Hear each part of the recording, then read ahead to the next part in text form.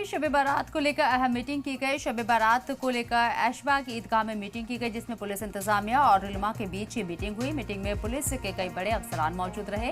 शब बारात से जुड़ी तैयारियों को लेकर चर्चा की गई। शब बारात में सिक्योरिटी के पुख्ता इंतजाम रहेंगे, इस बात का भी जिक्र किया गया। वहीं ट्रैफिक इंतजाम का भी खास निजाम रहेगा। वहीं सोशल मीडिया पर पुलिस की निगाह रहेगी। डीसीपी, एसीपी समेत तमाम थानों की फोर्स मौजूद रहेगी और मौलाना खालिद रशीद फिरंगी महली समेत कई उलेमा भी इस मीटिंग का हिस्सा रहे। इस्लामिक सेंटर ऑफ इंडिया फिरंगी महल लखनऊ ने शब बारात एडवाइजरी जारी करते हुए तमाम लोगों से गुजारिश की है कि इस साल शब बारात जो कि 3 फरवरी 2026 को है, इसका पूरा एहतमाम करें कि इस रात को, इस शब को अल्लाह की इबादत में गुजारें और जब कब्रिस्तान जाएं तो इस बात का एहतमाम करें कि अपनी गाड़ियां वहीं पे पार्क करें जो कि पहले से डिजिग्नेटेड प्लेसेस हैं।